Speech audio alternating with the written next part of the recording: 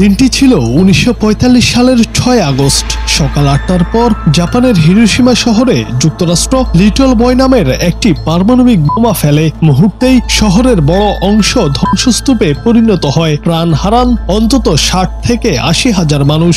বছর শেষে মৃতের সংখ্যা দাঁড়ায় প্রায় 1,40,000-এ। আর যারা বেঁচে ফিরেছিলেন তাদের শরীর ও মন আজও বহন করছে সেই দিনের ক্ষত।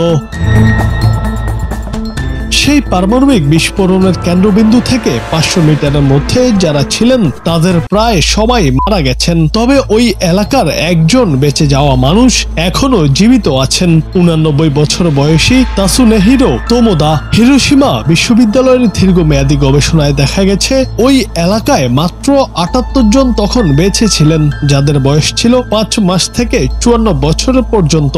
গবেষণায় আরো দেখা গেছে যারা বিস্ফোরণের সময় 20 বছরের কম বয়সী ছিলেন তাদের মধ্যে 79% পরবর্তীতে ক্যান্সারে আক্রান্ত হয়েছেন। 20 থেকে 40 বছর বয়সীদের মধ্যে এই হার 42% এবং 40 বছরের বেশি বয়সীদের মধ্যে ক্যান্সারে আক্রান্তের হার ছিল মাত্র 6%।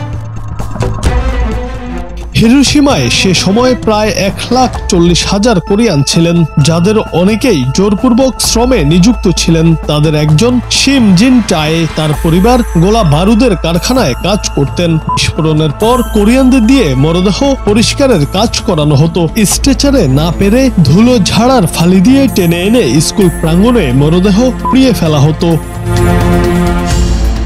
যুদ্ধের পরে শিম দেশে ফিরলেও সমাজ থেকে পেয়েছেন অবহেলা। তার ভাষায়, জাপান দায় নেয়নি, আমেরিকা ক্ষমা চায়নি, আর কোরিয়া আমাদের ভুলে গেছে। এখন তিনি কোরিয়ান পারমাণবিক বোমা ভুক্তভোগী সমিতির হ্যাপচন শাখার পরিচালক হিসেবে কাজ করছেন। তার মতো আরো অনেক পরিবার এখনো দারিদ্র্য, রোগ ও বৈষম্যের চক্রে আটকে আছে। হিরোশিমার ঘটনা শুধু অতীতের ইতিহাস নয়, বরং তা এক চলমান বাস্তবতা। যারা বেঁচে ছিলেন তারা আজও বহন করছেন সেই ভয়াবহ স্মৃতি আর সামাজিক অবহেলার বোঝা। 80 বছর পেরিয়ে গেলেও হিরোশিমা আজও মানব সভ্যতার এক ভয়ঙ্কর শিক্ষা হয়ে আছে। যুদ্ধ শেষ হলেও শেষ হয় না ক্ষত। জুনায়েদ আহমেদ, বাংলা টিভি।